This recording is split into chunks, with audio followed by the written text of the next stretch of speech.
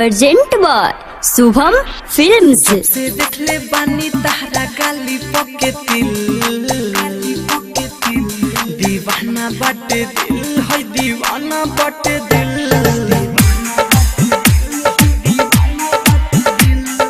जब से देखले बानी तहरा गाली पके दिल दीवाना बाटे दिल है दीवाना बाटे दिल।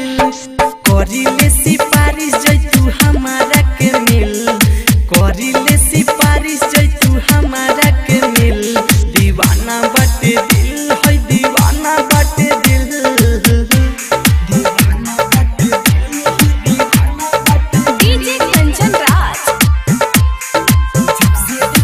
Hajipur बरसाली।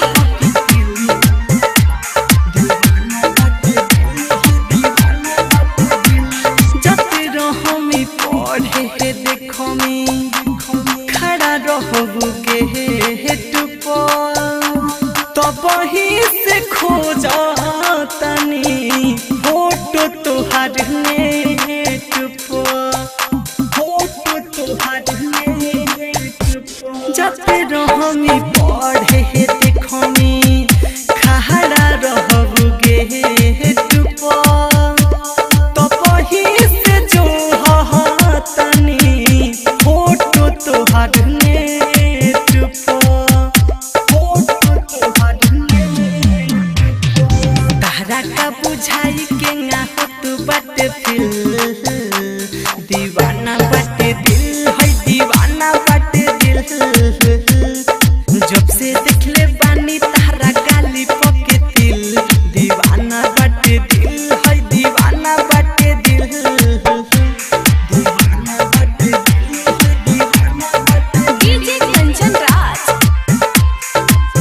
Present by Shubham films.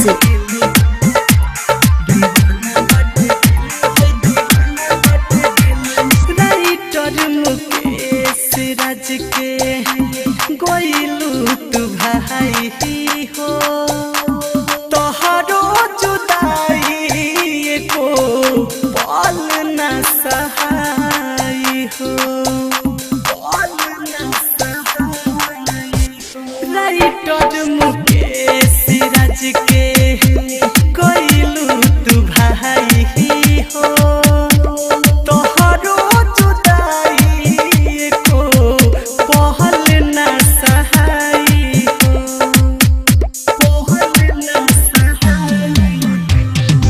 आजाद दीवाना मानी कोई के हासिल दीवाना बाटे दिल है दीवाना बाटे दिल।